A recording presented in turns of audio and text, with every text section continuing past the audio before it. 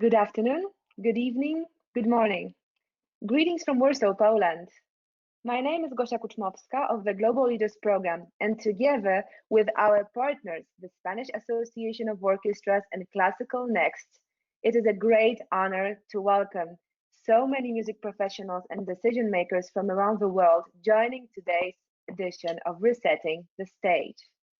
As public officials, managers, presenters, board members, and other decision makers navigate complex questions for the future of performance, the Global Leaders Program, GOP, the Spanish Association of Symphony Orchestras, AEOS, and Classical Next, the global gathering for all art music professionals, have joined forces to co-present this series, Resetting the Stage, exploring dynamic challenges and opportunities faced by arts sector professionals, from public health to economics, from event production to communication strategy, from contract agreements to summer festivals. With support from Fundación BBVA, each conversation convenes a diverse group of industry experts to engage in examining the evolving landscape of concert music in a world transformed. Before beginning today's session, here is a brief look at the institutions behind Resetting the Stage. The Global Leaders Program offers an Ivy League curated executive graduate certificate in social entrepreneurship and cultural agency each year to an international cohort of 50 music professionals, distinguished by proven accomplishments and a persevering commitment to value creation and innovating change. Led in partnership with 9 top universities, among them Harvard, Duke, Georgetown, NYU, and McGill, the Global Leaders Program's teaching faculty includes Nobel Prize laureates, Grammy winners, and TED presenters who work with and support cohort members throughout a 9-month journey that combines online and in-person university-led courses and retreats with on-the-ground fieldwork in more than 40 countries. The Spanish Association of Symphony Orchestras is a non-profit association founded in 1993, which brings together 35 symphony orchestras from Spain and Portugal. The Spanish Association of Symphony Orchestras has the aim of promoting and developing a range of initiatives to encourage cooperation and facilitate coordination across all member orchestras in all aspects of their activities, as well as providing a place where people can meet, exchange information, and train. It also speaks up for orchestras at national and international forums in representation of the interests of its members. Classical Next is the annual global networking and exchange hub dedicated exclusively to classical and art music for all professionals, artists, managers, presenters, orchestras, labels, educators, press, media, publishers, and more. It offers them a place to meet and connect, do business, brainstorm, create, and be inspired. Through its interactive conference, project pitches, showcase concert, expo, innovation award, and networking, Classical Next offers cross-continental and cross-sector discussion to help the global scene optimize what the art music form is and can be, as well as how it is presented, disseminated, and received. Links to learn about each of these institutions can be found in the chat. And speaking of the chat, before welcoming today's distinguished speakers, I would like to share 3 brief housewarming requests that will help to make today's session more interactive and engaging for all of you who have joined today. On the right-hand side of your screen, you will see a control panel which includes a questions section. Please go to this section now and write your name, country of residence, and your organization. We will receive and repost many of these into the chat box below to give you all a sense of great diversity of participants joining today from around the world. This questions box is also where you can post comments later in the session to add perspective to the conversation. Again, we will repost many of these into the chat box for the benefit of others. You are also encouraged to engage directly with our panelists by posing a question for one of them in the questions box. Please submit your questions as early as possible in the session, as there will be a limit to how many can be answered. And in posing your question, you may wish to address it to a specific member of our panel. Finally, at the end of today's session, you will be prompted to complete a brief survey that will appear on your screens. We kindly ask that you share constructive feedback or suggestions for future sessions as we continue to evolve this growing series to address topics and challenges of relevance to all of you working in the sector around the world. Now, it is my great pleasure to invite today's illustrious panelist and moderator to join today's session, dedicated to the subject of restoring trust, contracts, and cancellations. This distinguished group of experts will consider the following questions. To what extent have recent disruptions and ongoing uncertainties impacted trust within the performing arts sector? And what responsibility do presenters, managers, agents, artists, and public officials share in a renewed future for agreements? It is my pleasure to welcome Marie-Josée Desrochers, Place des Arts Montréal. Marie is CEO of Place des Arts Montréal, previously Chief Operating Officer of the Montreal Symphony Orchestra. She has more than 2 decades of management experience in the cultural field, holds a master's in music from University of Montreal, and is a graduate of the McGill HEC EMBA. Marta Gilmer, San Diego Symphony. She became CEO of San Diego Symphony Orchestra in 2014 after a 35-year career at Chicago Symphony, where she developed partnerships with leading artists from Yo-Yo Ma to Pinchas Zuckerman and executive produced Beyond the Score. A graduate of Northwestern University School of Music, Gilmer has been active as an alumna and was awarded the Northwestern University School of Music Alumni Merit Award. Gary Ginstling, National Symphony Orchestra, USA. Gary joined the National Symphony Orchestra as chief executive in August 2017. Shortly after his arrival, the NSO launched the tenure of music director Gianandrea Noceda. Previously served as CEO of Indianapolis Symphony and in leadership roles at the Cleveland Orchestra, San Francisco Symphony, and Berkeley Symphony. Sir David Whelton, recipient of the Order of the British Empire, served as managing director of London's Philharmonia Orchestra until 2016. During his tenure, the orchestra became an indispensable part of British and international musical life. It established new relationships that shaped its musical history and initiated and developed the concept of orchestra residencies. Sir Whelton currently serves as chairman of the Mayfield Valley Arts Trust, as well as in governance positions on the boards of a range of international arts institutions, festival, and educational endowments. We regret that Elmer Wainington, Berlin Philharmonic, former managing director of this Philharmonic, could not take part as planned today due to an unforeseen development. Today's question and answer period will be facilitated by Fabienne Krause, General Manager of the Classical Next. And with our panelist introduction complete, it is my great pleasure to welcome today's distinguished moderator to lead the conversation. Jasper Paris is one of the world's most iconic music and artist managers. HarrisonParrot, the company he founded in 1969, celebrated its 50th anniversary last year. Parrot is credited with pioneering innovative methods of handling the careers of classical musicians, and in 2015 was named Artist Manager of the Year by the Association of British Orchestras. He is co-author with Vladimir Ashkenazy of the book Beyond Frontiers, published by Collins. Welcome, Jasper.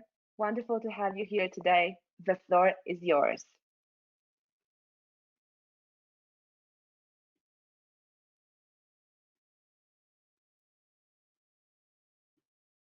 Very happy to, of course. That's right. And I'm, of course, very honored to have such a distinguished group of panelists to discuss these important matters. The idea for this particular theme came to me relatively recently after a lot of consideration about how to actually behave and how to handle and how to view the consequences of this extraordinary, unprecedented catastrophe in all of our lives. And as I have been very much involved with innumerable discussions about what actually is a correct way of handling the problem of countless cancelled concerts, of major disruptions to the lives of musicians, of course, orchestras, institutions, music lovers, art lovers around the world. I have been very much preoccupied with the modalities of how this crisis should actually be managed from a formal and legal point of view. And I was very much concerned by the fact that the first tendency was to reach for what I considered to be a very inappropriate and a very unfair instrument, which is that of force majeure. Force majeure was not, in my view, ever intended to be the mechanism whereby difficulties of this kind would be regulated. And so I thought more about this because I suddenly realized that we are all struggling with an innumerable number of what are effectively broken or terminated contracts. And this made me reflect upon my very long life in music and the arts, and the realization that in 55 years of work, I can think of only a very, very small number of cases where a disagreement or a conflict, or in a way, a breach of contract, was ever resolved by legal forms. Almost everything, every disagreement, every problem was always and has always been resolved by discussion. And that is based upon the fact that almost everything that is done in the music and arts world is based on trust.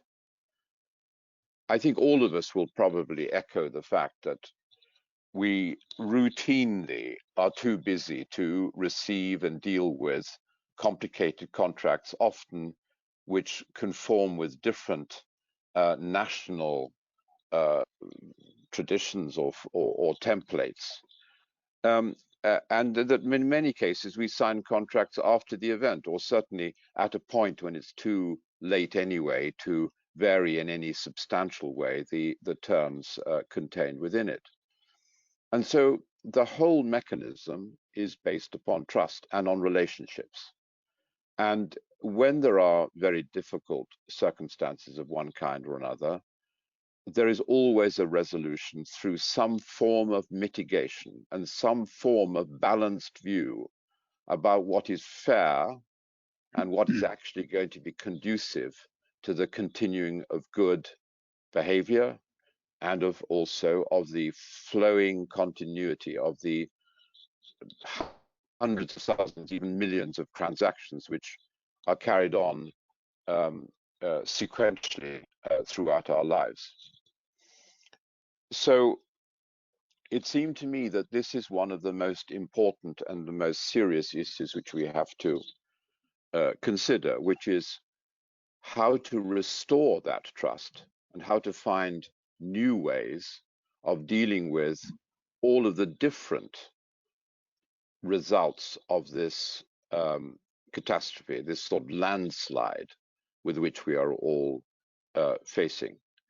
Now, one of the consequences of having or relying upon legal form to get one out of a very difficult and unexpected situation is that it sort of fragments the response of the community which works together to achieve so many extraordinary things. It fragments it into a series of often knee-jerk reactions, which also then separate and divide up the response to this catastrophe, which ought to be a consensual one and ought to be something that is worked out insofar as possible by everybody working together rather than working in sort of isolation or in conflict in local and different circumstances. So it seems to me that this is a moment where we have to actually pause and we have to think about what is indeed at stake. My particular preoccupation has been the situation for independent artists, whether they're conductors or soloists or singers, and whether they're famous names or whether they are new young artists, or whether indeed they are freelance artists who are not protected by long-term contracts or by a union or by some institution.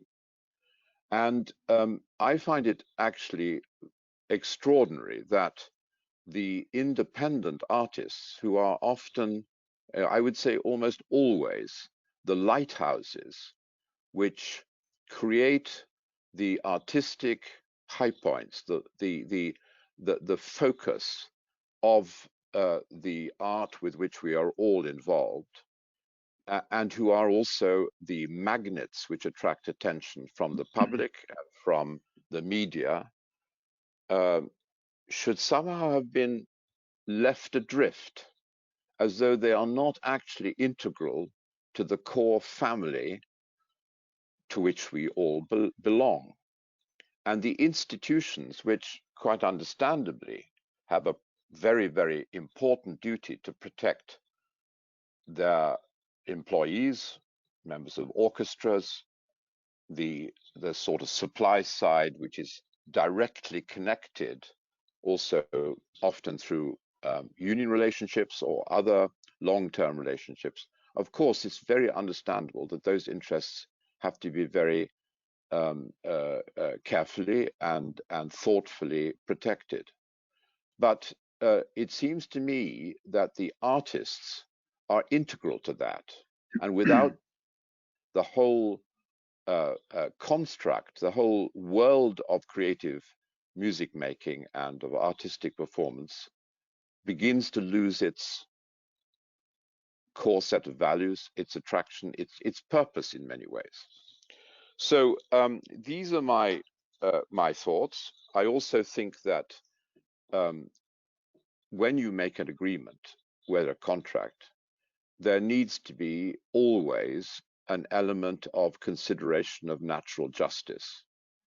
And a very strong and powerful organization should never be in a position where it is imposing a solution on a weaker partner.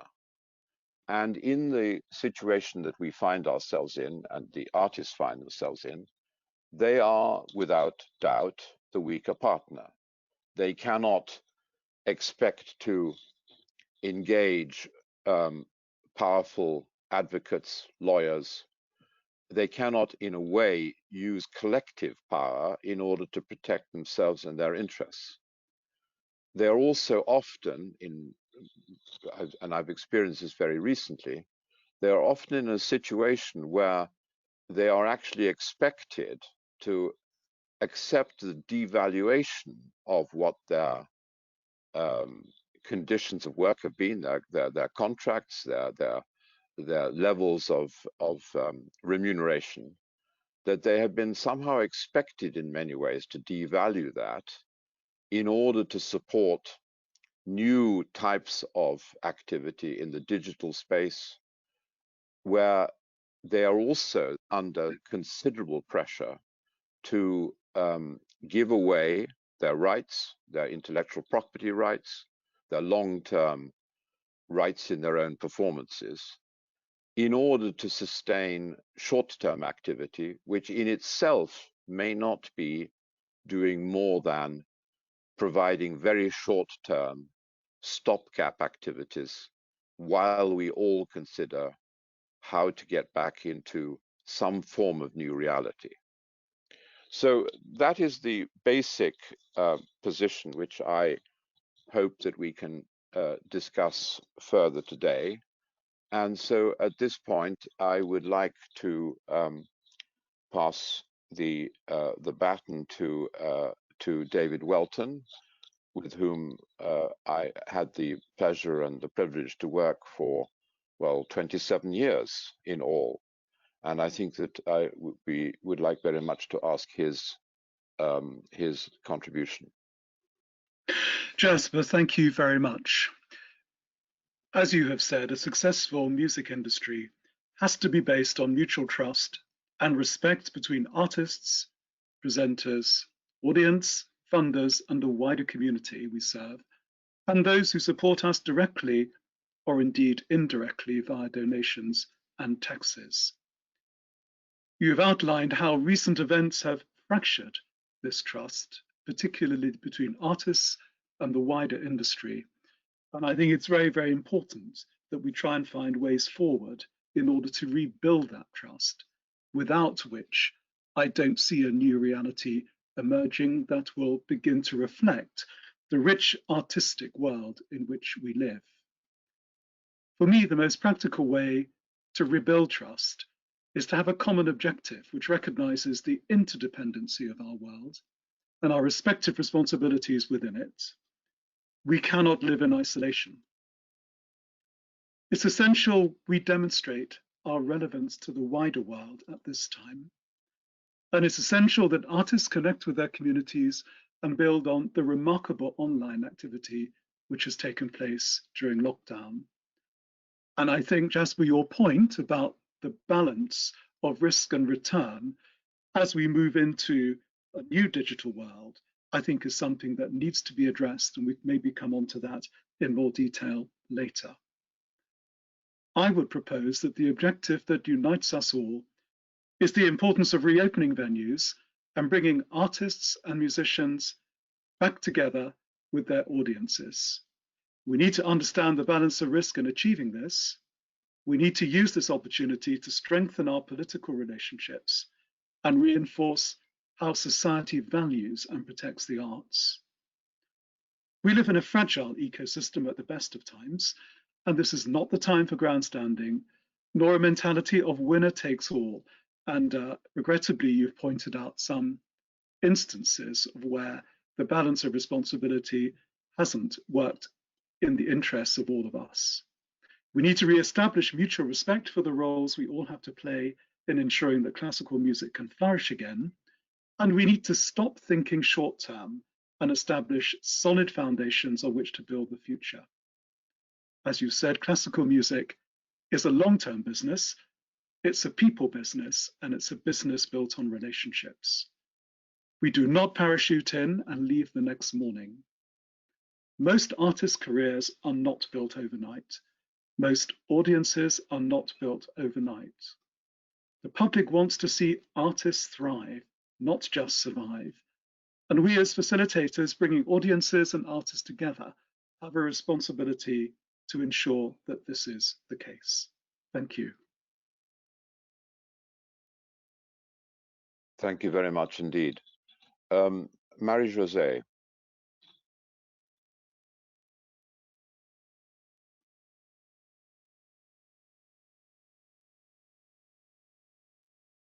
Sorry about that. Thank you, Jasper. Yes, trust is a very key component through this crisis. We see it not only for our sector, but for all the politicians or the CEOs in other sectors. So we need to have confidence in our high politicians and other managers. It's an unprecedented crisis. We talk about short-term and long-term. It was so suddenly, everything was closed. We had to react very rapidly, and we had to take actions very rapidly, and we need to adapt and to manage the unknown. We all know that. So we are now turning in maybe another phase of this crisis. And I see and I observe some partnership and relationships that have been established with different stakeholders that through this crisis have grown. Because, as you mentioned, we share a common objective. It's not only about surviving into the next season, but it's really to plan the midterm to ensure that this cultural sector will be stronger.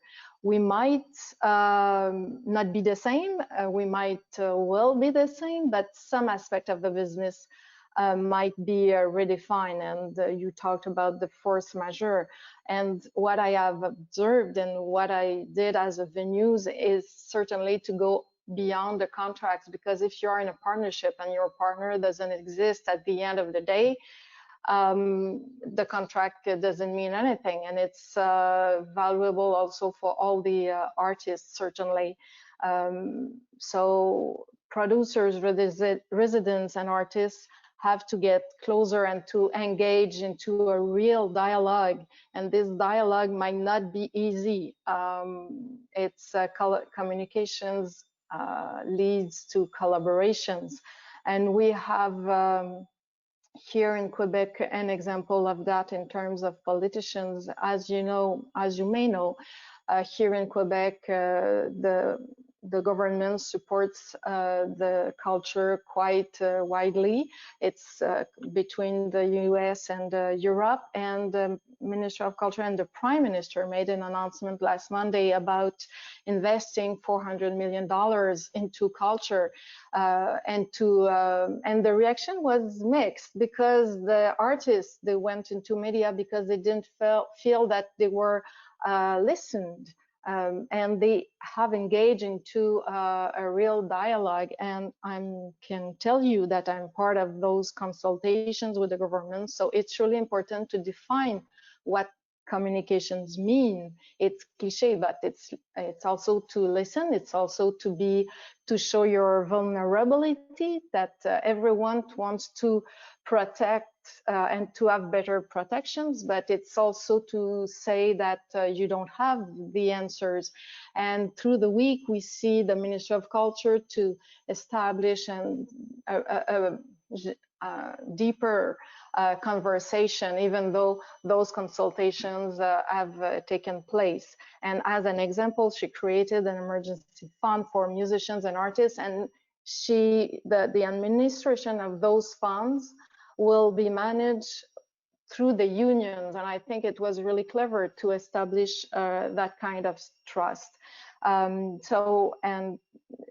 another key word for me is responsibility, because we are all part of an ecosystem. The venues, the producers, the artistic organizations, I know some of them that will disappear. That's true. The cultural sector is the first one that has closed down everything, and we will be probably the least to recover through this crisis. And we all share this responsibility, and it's a time to allow us to explore, and this is maybe a good thing, and to be flexible during this part of uncertainty, and it will be a long journey. My last point will be that this crisis has put also in light some issues that we had in the past. Those issues were there before, and probably it will accelerate changes, and this is a good thing. And I'm thinking about all the digital world. It's not the end. I believe in live concerts, but let's explore and redefine that part. And we will just launch the UP application in our halls for interactive shows. It's more for pop shows than maybe symphony shows. So this period of exploration needs to have a dialogue and open-mindedness. And my last point will be, we talk about having a balance between all the components. Don't forget, yes, all the stakeholders, the donors, but the public. This crisis is a sanitary one. It's the first thing is not financial, of course, so many repercussions on the financial side, but it's sanitary, and we have to secure the public to come back to our halls. It's the first and foremost priority, because without the public, there will no be a cultural sector. And we will open at the end of the month. We don't know. Our halls are empty because everyone canceled. So we will define some guidelines, and not some guidelines. We have thought a lot about that, but the public is certainly part of this trust, and it's all the parties, artists, the relevant of all the artists, that what they have done since the beginning of this crisis. And we talk about that for 20 years now. So it will emphasize certainly those aspects. Thank you. Thank you very much, Marie-Josée. And actually, indeed, I think that part of the big bargain is indeed the bargain with the public, because after all, if the public is not motivated and interested, and they do not feel that they're getting the inspiration and the value that they are themselves investing in it, again, what are we doing? Gary, would you be kind enough now to join? Thank you, Jasper, and good afternoon, everybody. And I'm delighted to be here as part of this conversation. I also want to begin by keying off this word trust. I'll say a little bit about, from my standpoint, when I think about trust, I'm immediately led to the importance of understanding the perspective of the issue from the side of your trusted partner and putting yourself in their shoes, so to speak. And so it was helpful, Jasper, to hear you frame the perspective from the point of view of the artist. I wanted to take a little bit of time and share with you all from the point of view of somebody who manages an orchestra, the National Symphony here in the United States. We are based at the Kennedy Center and are part of the Kennedy Center. And let me tell you a little bit about what we've been experiencing since mid-March, when the Kennedy Center closed its doors. The Kennedy Center has one of the largest operating budgets of any performing arts center in the United States, more or less $200 million a year, and the orchestra is a piece of that budget. The Kennedy Center has 7 stages where we sell tickets to performances that range, in addition to orchestras, theater, Broadway theater, ballet, opera, chamber music from a range of sizes. And of course, for the first time ever, all 7 of those theaters were shut down at the same time. Of our operating budget, unlike many other entities in the United States, where the majority of our operating budgets are funded via philanthropy, the Kennedy Center is a little bit different model in that actually upwards of 70% of our budget is covered by earned income from ticket sales and concessions and parking and all those fees associated with performances. So when you turn off all of those performances and all of those revenues at once, 70% of the budget is immediately impacted. And then we can talk about, in particular in the US, the philanthropic impact, which I think is certainly yet to be seen over the long term. And so, you know, I'm sure I don't need to persuade anybody that the situation overnight became absolutely dire. We immediately had to cease paying over 200 part-time employees who were ushers and worked in our gift shops and our parking attendants, and they haven't received a paycheck since the performances stopped. As of early April, the Kennedy Center stopped employing temporarily many employees. At the National Symphony, 75% of our staff were furloughed as of early April. We negotiated an agreement with our musicians to significantly reduce our compensation to them during this closure period. And as it extends now into the summer, and we're looking closely at the future and trying to figure out what the end of the summer and the fall looks like, there's still a whole lot of uncertainty about when performances can resume in any kind of meaningful way. And of course, that raises a question about the long-term viability. I mentioned philanthropy, which is a huge part of the equation. And it's really hard to tell what the short, medium, and long-term impact is going to be on the philanthropic dollars to the National Symphony and to the Kennedy Center. And so this is me essentially making the case, and Marie-Josée used the word unprecedented. It has been used many times in this situation. No performing arts organization has ever encountered a situation like this before. And so there is no doubt, we are aware, as Jasper pointed out, that all of our guest artists and guest conductors and performers who come with us have suddenly stopped receiving fees for performances that we're unable to present, from the most well-known artists to the youngest and most up-and-coming artists, all of whom are being impacted, as are the many employees that I mentioned. This is a deeply, I have to say, a deeply heartbreaking scenario that day after day is something that weighs on me, and I know all of my colleagues in similar positions. It probably wouldn't surprise our audience today that I have a slightly different view than Jasper on some of the contractual language that calls some of the decisions into effect. you know, it has been rare in my career of almost 20 years that I've ever had to rely on force majeure language in a contract with an artist. I don't think I ever have previously. We've all never lived through a situation like this. We certainly do rely on the contractual language that are agreed to by both parties when artists need to cancel either because they're ill or something else comes up, and sometimes artists cancel at the very last minute, which all of us as presenters have experienced the need to find last-minute replacements and figure out how to resolve a situation. And that, of course, is part of our ecosystem and our mutual trust. It is you know, heartbreaking to think of the number of canceled concerts and canceled fees that our artists and our ecosystem have been experiencing.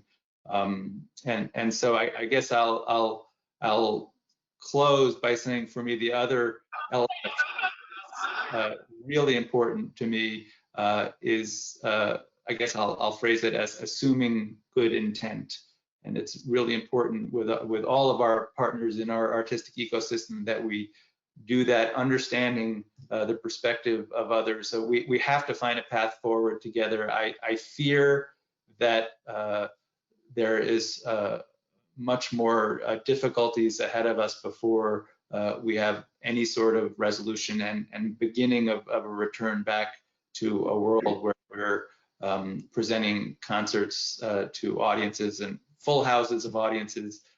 We all hope that comes sooner rather than later, but it may not. And if not, we have to continue to work as an industry to figure out a path forward. Jasper mentioned digital initiatives. I think there are going to be many conversations and discussions with our orchestra musicians, with our artists as well, and hopefully some innovative thinking and creative solutions will help us bridge towards that future whenever it's able to be with us. Thank you very much, Gary. Before I hand over to Martha, I would like to hope that at some point today, and if not on some other occasion, that we also think more about the future and also think more about the value of what we do in terms of civil society and indeed the future for our children and the future world in which we actually want to hope that we can have the sort of plurality of inspiration, which after all is what I think we're all in different ways dedicated to. Martha, would you be kind enough to take the baton now? Thank you, Jasper, and thank you all of you for your comments that preceded. I think trust is, you know, as we go through our days that are back-to-back meetings and trying to piece together some understanding, as we say, what seemed implausible on Monday is protocol by Friday, and finding ourselves in this unprecedented time that is global. My hearts go out to our performing solo artists, because even if something happened in Chicago, there was Hong Kong, or there was Tokyo, or there was London, and to have everything shut off, not only is it an economic burden, but for those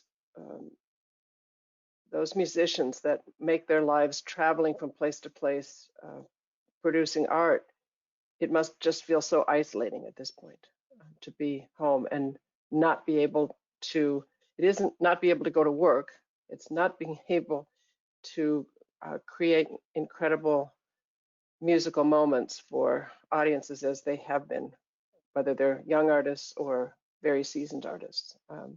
So just as a starting place, I think our situation in San Diego is similar to what Gary described. And we spend a lot of time thinking about how to sustain our employees, many of whom have been furloughed since March.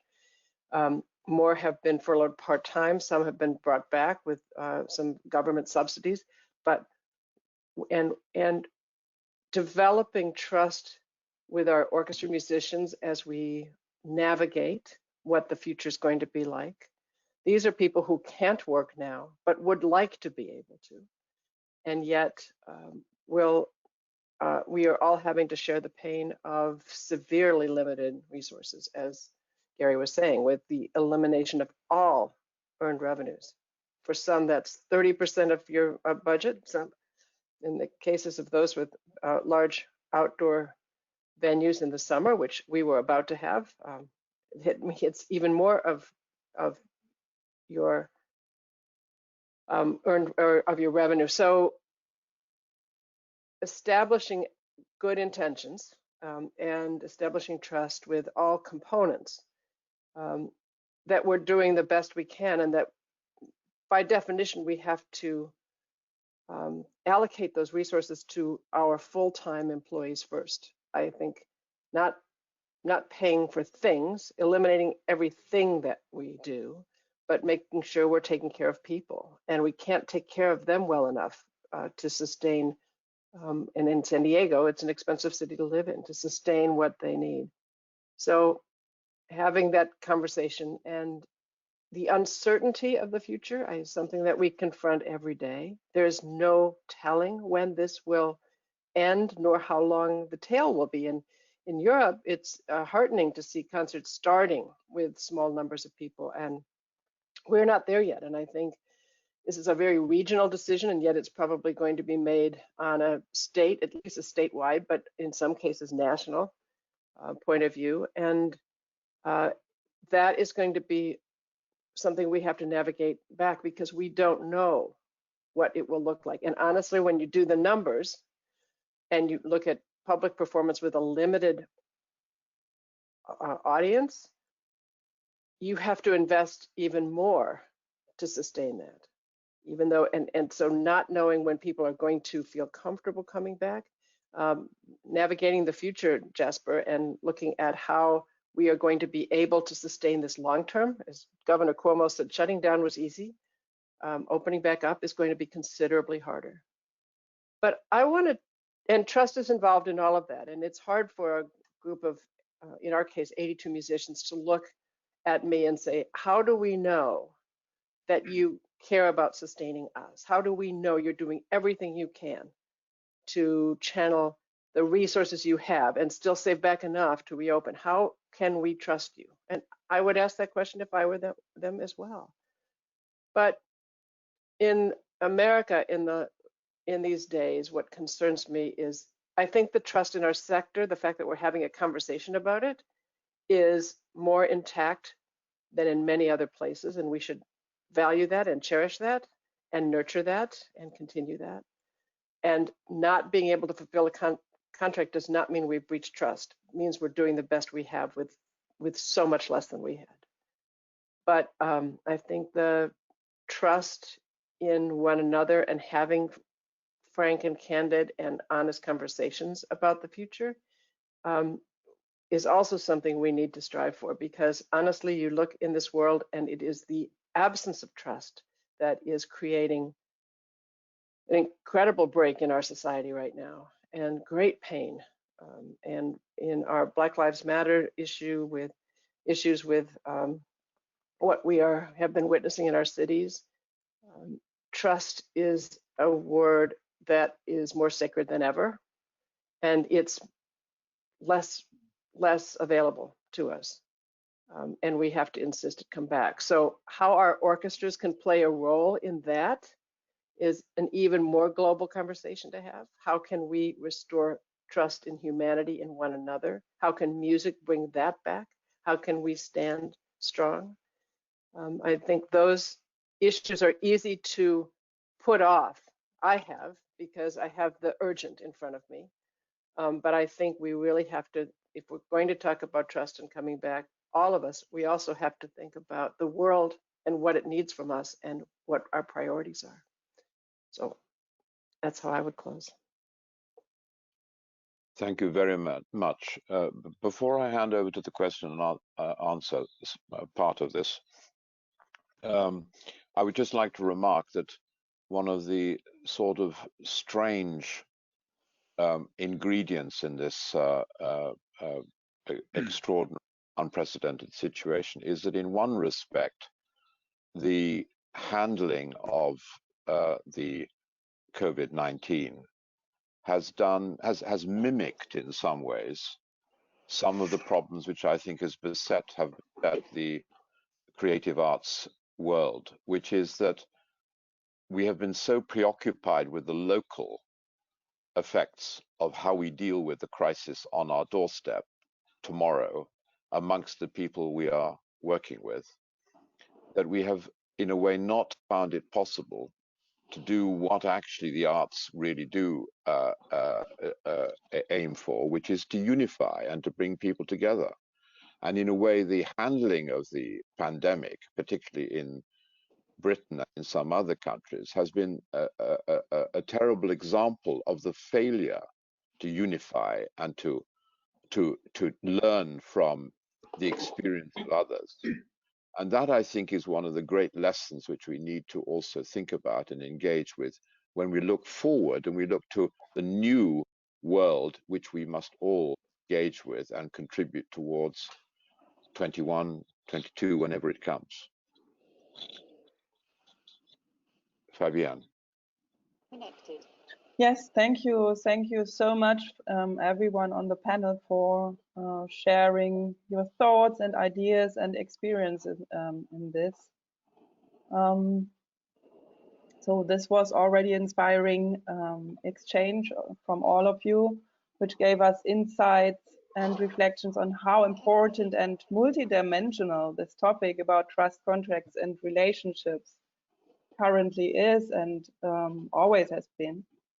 I now have the joyful task to widen our discussion and to open the floor with questions from the audience. So the chat box is always like a parallel universe, and we saw a lot of questions coming in and also a great discussion evolving. So let me check what we could pull out so far from the questions in the chat box.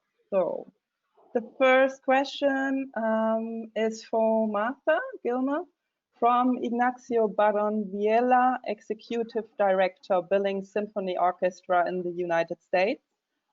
A couple of weeks ago, the Washington Post published an article related to challenges that artists are facing related to streaming online and music copyrights, as COVID-19 forces more and more classical musicians and organizations to shift operations to the internet.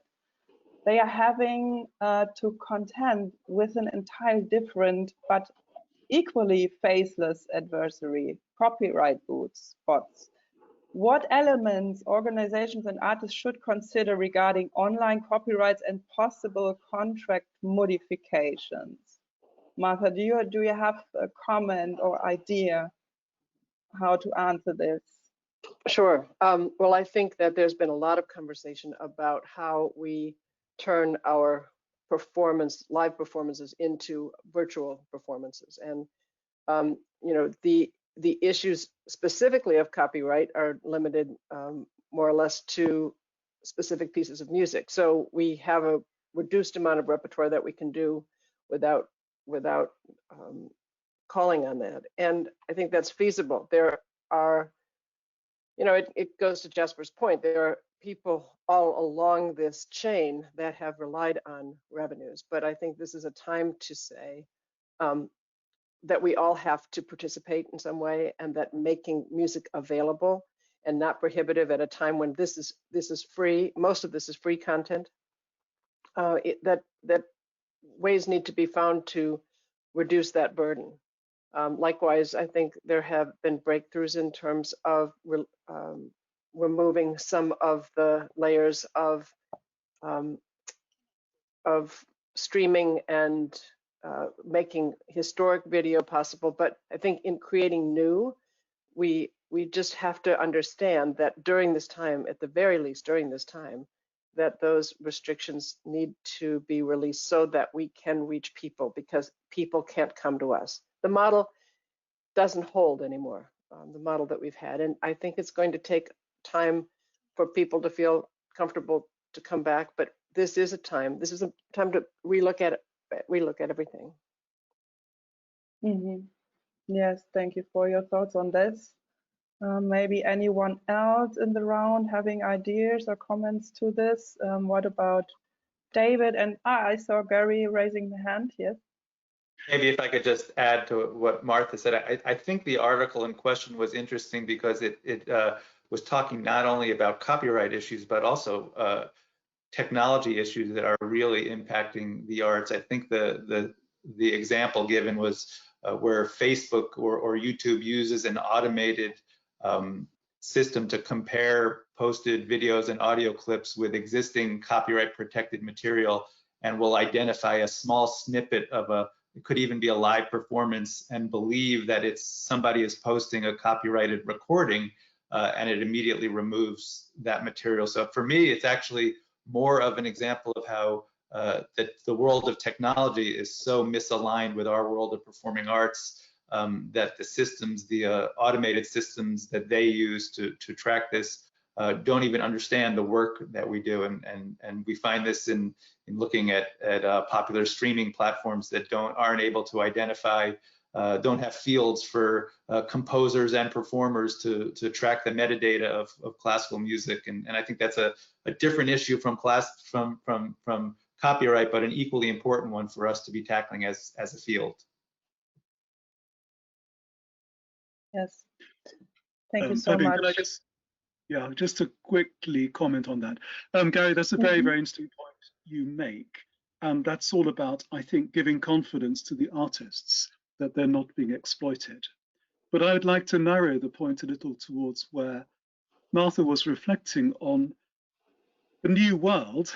There are a lot of organizations that for various reasons are ahead of all of us. And I think one of the common denominators has been the value in focusing on how this incredible digital opportunity which has arisen through contacting people in new ways through the lockdown is actually hopefully going to bring in broader audiences, more diverse audiences, more curious audiences, and allow us to broaden the repertoire. And in fact, the impact of what we do has greater potential as a result. But to achieve that, there are a lot of very, very careful steps that need to be taken, because what we can't do is ever allow our musicians and our great artists to feel that A, they're being taken for granted, and B, that somebody else is taking a slice of the cake. And putting that a very, very simple way, but it seems to me every step of the way has to be underpinned by a common objective that unites us all, which is the live experience, and using these different technologies, these different methods of communication to allow us to enhance that, thereby, in the longer term, sustaining these great institutions, sustaining the role of these great artists in our society. Yes, absolutely. And we have also Marie-Josée wanting yes, to maybe comment just on this. Yes, maybe just an additional point, because we're talking, as I mentioned, about streaming, about I don't know, in 2010, the first clause on multimedia for the Montreal Symphony, I was there at the time. And now the crisis has put in light maybe the place of those streaming, meaning that it won't replace a performing, you know, a live performance. And so all the musicians, maybe they see it more like an additional tool to the way of keeping the relationship with their public. And now they can feel that it's their public. And I see here in Montreal so many initiatives from our orchestras trying, and individual musicians, and the Montreal Symphony just will do their live concert tonight, because they can now here in Quebec, and it's 1 million audience since the beginning of the crisis that they had on their website, because they took all the live streaming that they have done into the past. So it's a long journey, and this particular subject has raised, as you know, 10 years ago.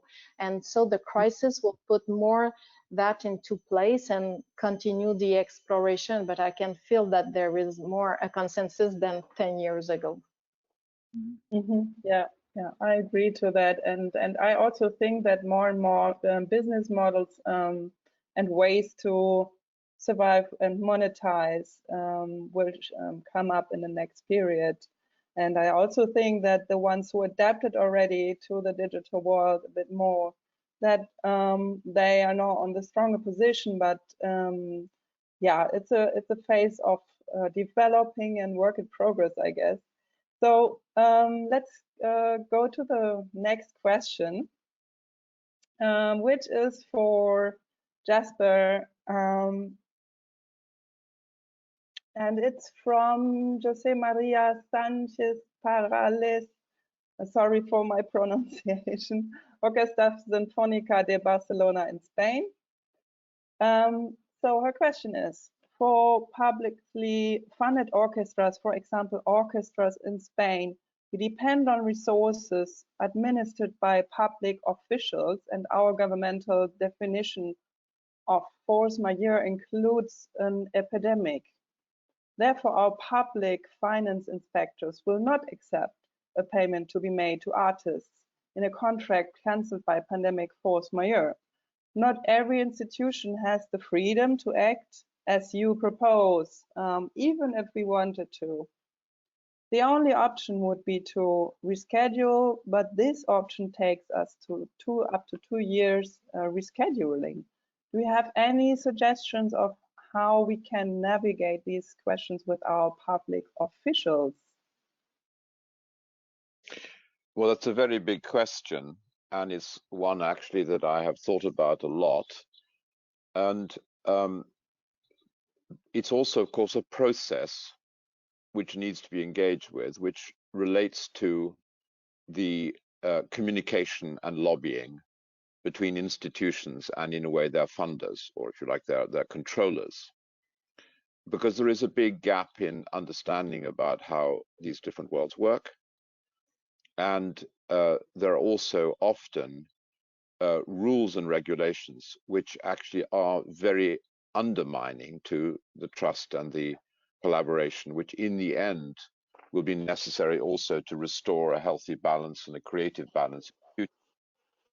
It's not just in Spain, but also we have the paradox that on the one side in Germany, which of course has supported musicians and culture and the arts very, very publicly, including statements from the chancellor and also from the culture minister. But in a way, these statements remain statements because there is a whole set of public regulations which actually, in many cases, prevent the disbursement of funds.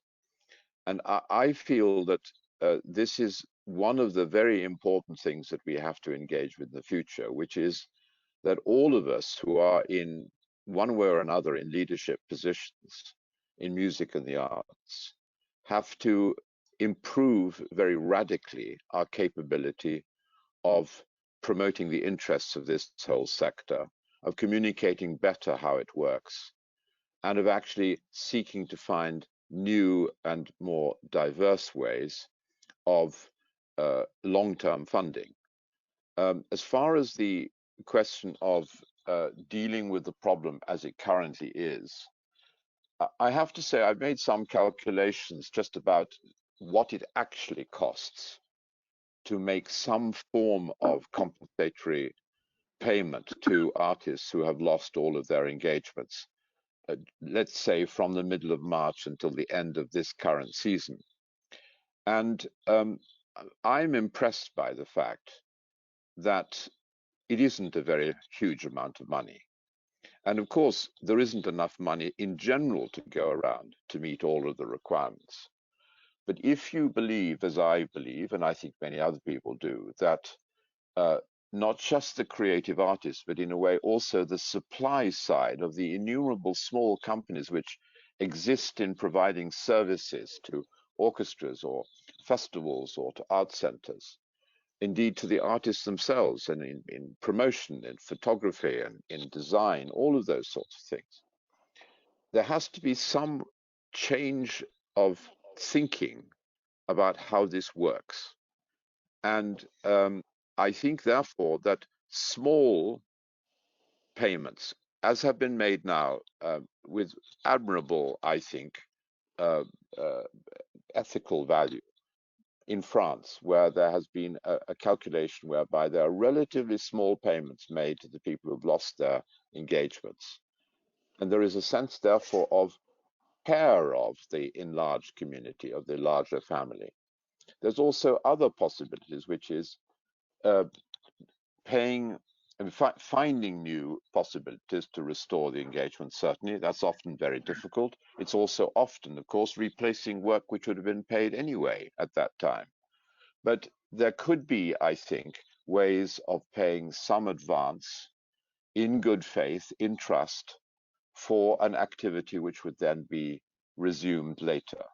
So I think that there are many different ways of finding something which binds together the creative partners in these enterprises and not separating them and leaving them somehow as though they are sort of cast out from the consideration of the community as a whole. Yeah, okay. Thank you for this very elaborate answer. In order to get more of the questions on the table, I jump to the next question already now. So this question is for Gary from Carol Eddy Echo Chamber Orchestra, Enriching Lives Through Music, SF Bay Area, USA. The Kennedy Center has been at the center of a very public dialogue for having been the recipient of such a substantial subsidy in the first COVID relief bill in the United States. How have you been able to respond to criticism of the arts being non-essential, and what can the rest of the sector learn from your example in being at the forefront of this debate? Thank you for that question. Yes, so the Kennedy Center's grant that it received through the CARES Act, it received really for two very specific and unique reasons, I would say, to the Kennedy Center. First is that the Kennedy Center serves as the living memorial to President John F. Kennedy, and also serves as the National Center for the Performing Arts. And so the funding was specifically intended to sort of preserve the operations of the Kennedy Center and is helping to pay for much of the staff that I mentioned earlier, who are still working in order to keep the operations of the center going for when we are able to return. I think the question of the arts and arts workers being essential or non-essential is a really big question, I think, for our field. And I think the funding was less, I would say, less focused on defining the arts as essential or non-essential, and more really focused on the standing of the unique components of the Kennedy Center as I just described. But I think you know, as we all are experiencing, in particular in the United States, the difficulties of current times, I think there is an opportunity for all of us as an arts community to come together and think about the case that can be made for the arts being an essential part of life and the human experience. And I think that goes well. That certainly goes well beyond funding issues and as challenges that we've faced before the pandemic, and will certainly be an issue going forward as well. Yeah, excellent point. And maybe Martha, you as an very important and essential part of the arts in this debate across the country, what would you say or respond or comment on this? Well, I think the Kennedy Center is in a unique position. Fortunately, there was some CARES relief for other orchestras, including subsidies through the PPP loans, Small Business Association loans. But you know, our city funding is, cities are in trouble as well, and so other governmental funding, such as from the city or the county, will be reduced going forward. So we need more governmental support to sustain arts organizations without question. And I think as a living memorial. I understand completely about the Kennedy Center. I just hope that there's more funding going forward for all of our arts institutions. Yeah, very valuable point here. Okay, let's go to the next question for Marie-Josée from Kathleen Kaminga, Assistant Professor, Double Bass, University of Trinidad and Tobago, from the Chautauqua Symphony Orchestra. She asked, the panelist Sophie Gallet, CEO of the Melbourne Symphony Orchestra, reflected, in 7 weeks of digital programming, nearly 400,000 people have attended our online performances. It would take a full year in our concert hall for us to reach this many people. I'm curious if, when numbers are counted, we are keeping track of how many are staying for complete digital performances. While the audience we can reach be larger, how do we retain our listeners online? Yeah, you have cut, but I think I understood the question. It's really important to make sure that we work on this relationship between what I used to call the virtual community and the physical community.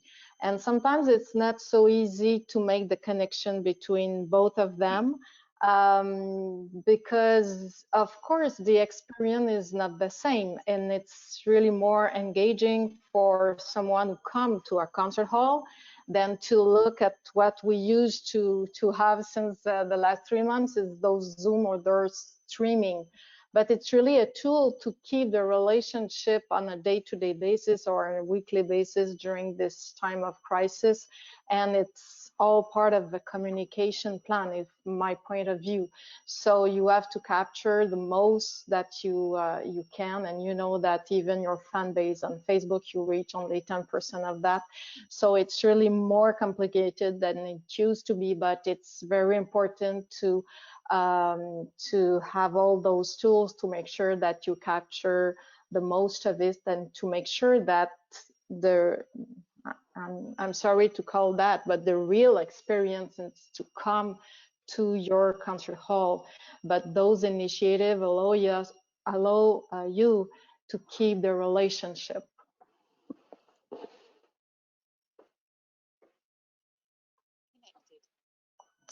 So maybe, yeah, Jasper, maybe you can take over, because somehow I cannot see my camera anymore. But maybe you have, if you hear me, maybe you have a viewpoint in this anyways, and I try to restart the webcam now. Well, David, I think you wanted to say something. Jasper, thank you. Just to say that these two strands of activity actually reinforce each other, because they both have particular distinctive strengths, as you've said. One primarily can be seen as a communication strategy, but it's also part of, in many, many orchestras, remarkable insight programs that have been created, which allow audiences to engage both virtually and actually in real life, as you have said. So I would say what we need to do is build on the best practice around the world that has developed during the lockdown. And the great virtue of these kind of seminars is that we can all share this information together. We can share the outcomes together. And I find that incredibly positive. And I think in a way that will, as we were saying earlier, drive new audiences towards the unique experience of live music in the concert hall. At the end of the day, I think we as a music community, we want to make music to people, with each other. And the concert experience is the only way really of achieving that. So that should be always the end goals of this, what I'd say, absolutely interdependent and interlinked activities. So we're at a very exciting place just now.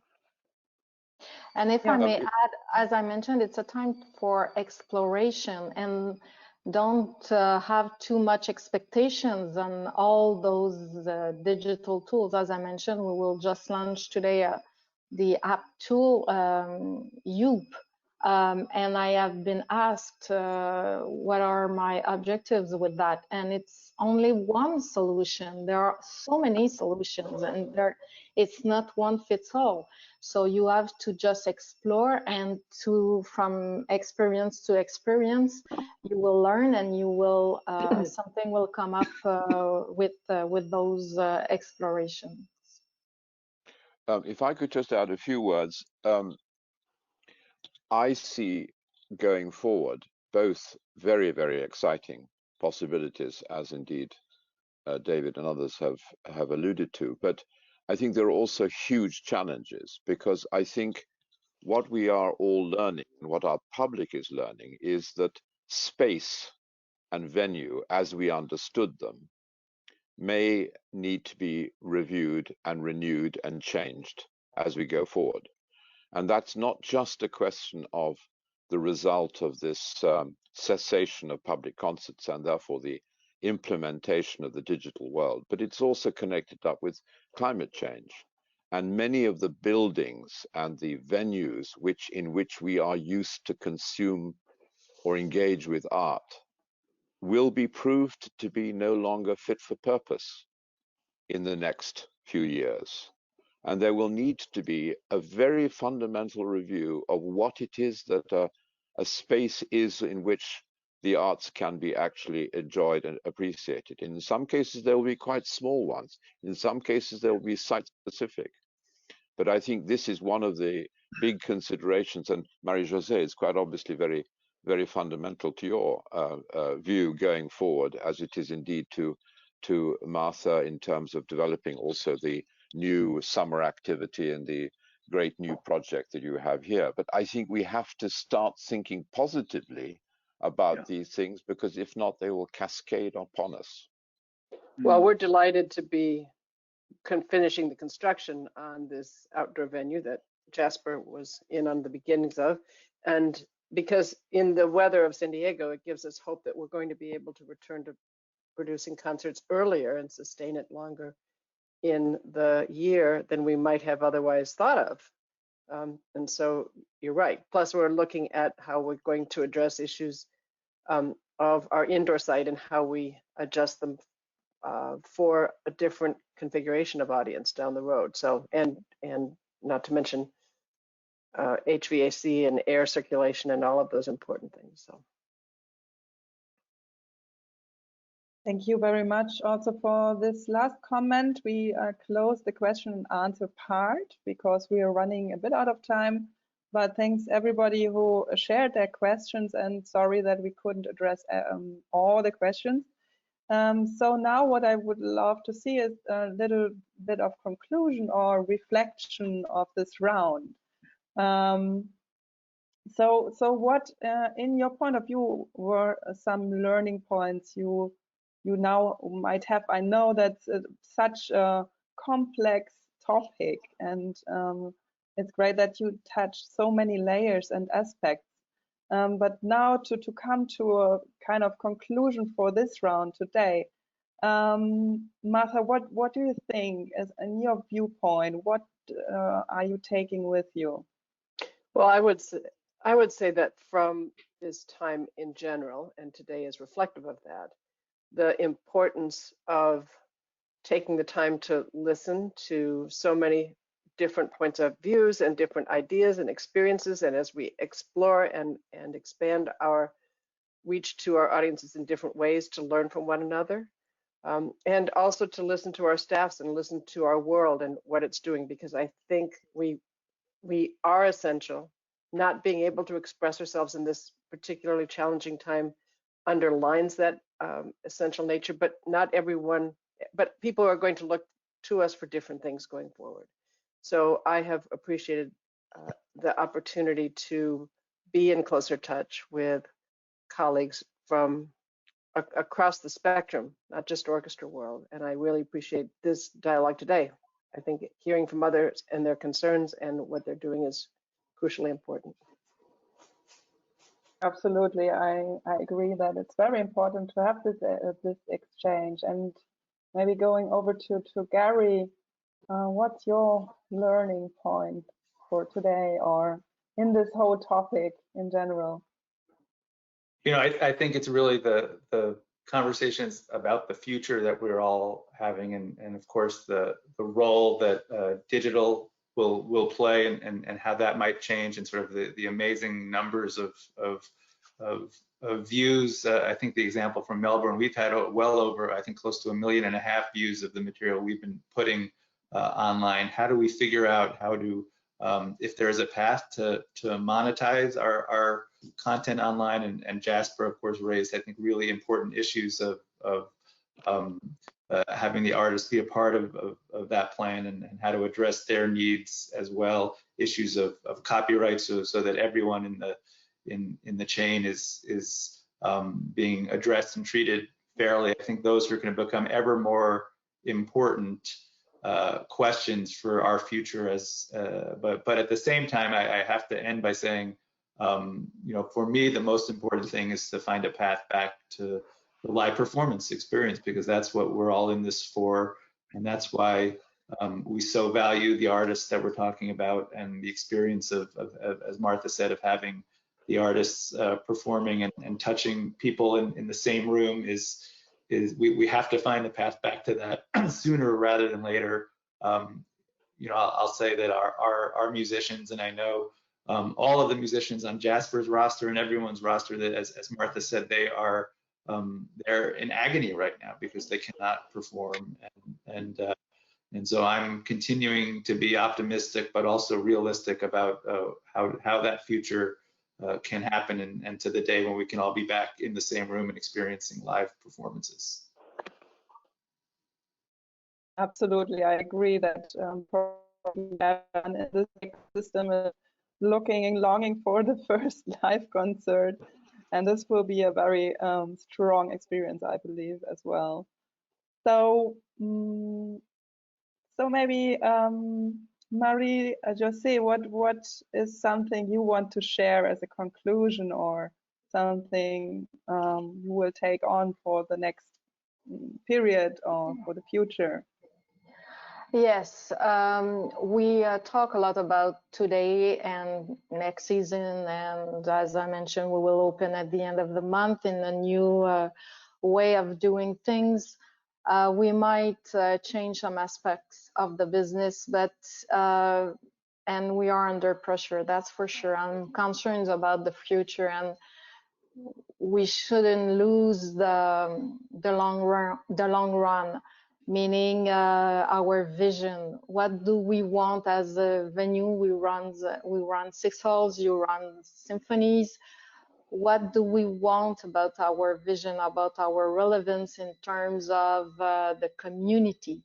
I know that it's something that we have discussed, but more than ever, we have to go back to this discussion.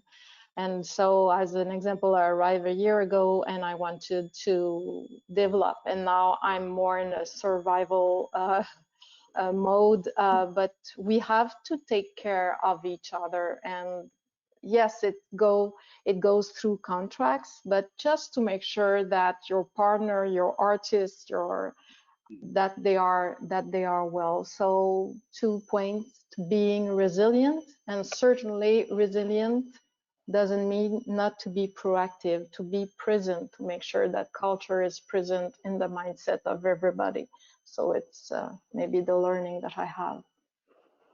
Yeah, I strongly agree here, and I also think, and thanks for getting back to the original topic of trust and relationships. This is very key to our sector, and yes, thank you for sharing this thought again.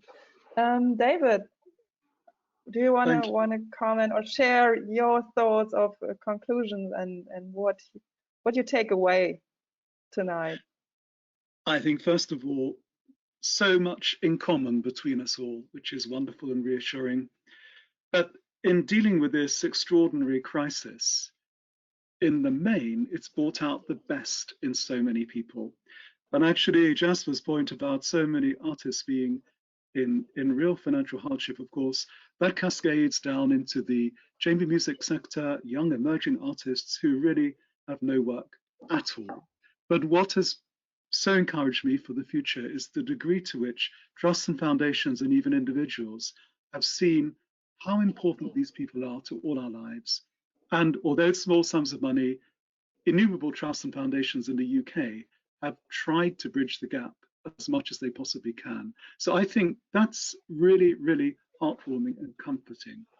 I think secondly, the degree to which, despite short-term problems, people are still focused on the future and actually drawing the best out of the extraordinary work that's been going on in the last 3 months. And I would say, finally, it's all about confidence. What we have to do is maintain confidence in this great art form.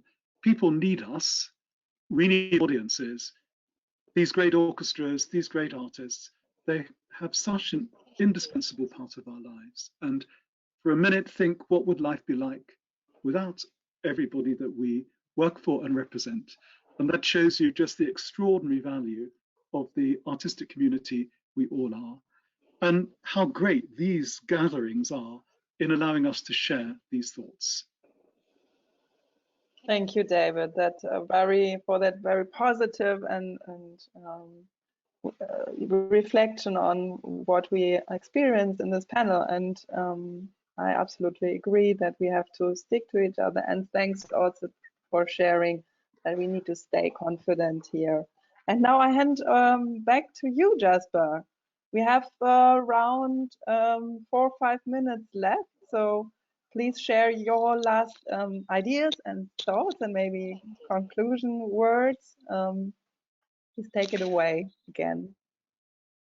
Well, I'm certainly much encouraged by the fact that we are able to meet together and to talk about the different perspectives which we are having to deal with in this crisis, and also that we find time to think about the people who have perhaps been most damaged by it. And actually, just following the point that David,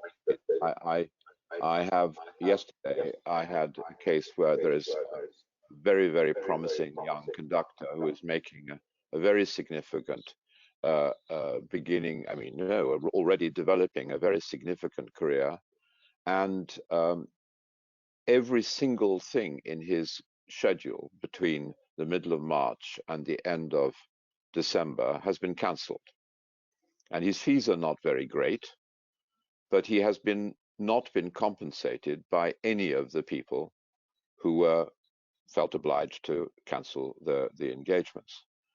And I find it really something that is really missing in our society, that there is not an adequate sense of how people like him and others, but in other difficult circumstances, don't have some more immediate opportunity to be re-engaged with the active world of creative music making. And I would just go on to say that in an ideal world, I think it would be great if we also start thinking about the next stage of this discussion. And in a way, I think that we would do well to broaden the sort of leadership contributions that we could make in order to include in our general discussions some other significant aspects. I think that we need to have the political side represented in these discussions. I think the law needs to be represented in order to have a balanced view about what would be a better way of regulating trust and commitments. I think that it would be, I've been sometimes surprised by the lack of contribution made by very important artists. I think that we should hear much more from the leadership people amongst the artist community. They are the people who can actually contribute an enormous amount to this, and in a way their voices have not been widely heard. So I think and I also thought, also hearing, of course, particularly because of the situation in the States, I think a contribution from a great philanthropist, a person who is sustaining an important area of activity, as to how he sees or she sees this situation, and what could be done in order to actually think about the future and the best way of, in fact, sustaining the entire community. So those are my thoughts at the moment. Thank you very much. Jasper, thank you. Jasper, thank you so much for sharing these with us. Marie-Josée, Marta, Gary, David, Fabienne, thank you so much. And thank you to everyone who has joined the conversation today from around the world. We are so grateful for the chance to connect such a truly global group of practitioners, and we look forward to any feedback or ideas that can help make this initiative grow its value to you and your professional lives in the future. And on that note, thank you for taking the time to share your feedback with us. Before closing, on behalf of the Global Leaders Program, the Spanish League of Orchestras, and Classical Next, I would like to invite you to join our upcoming session on Thursday, 11th June. Midsummer Nights, the Paths for Festivals. This conversation explores questions surrounding the evolving landscape of 2020 summer festivals around the world. It will examine how a range of festival decision makers are adapting seasons to new realities, as well as what key challenges and opportunities these shifts offer for the future. 1 p.m. New York, 7 p.m. Madrid and Berlin, resetting the stage, Midsummer Nights, Pathways for Festivals. We will be joined by industry experts, Alan Fletcher from Aspen Music Festival, Michael Hafliger from Lucerne Festival, Fabienne Krause, Classical Next, Marcelo Lopez, Brazil's Campos de Jordão Festival, Antonio Moral, Spanish Granada Music and Dance Festival, Ernesto Palacio, Italy's Rossini Opera Festival. Thank you again to all for joining us today. Have a good afternoon, have a good evening, or a good rest of the day. Stay safe and healthy, and we hope to see you next week, same time. Bye.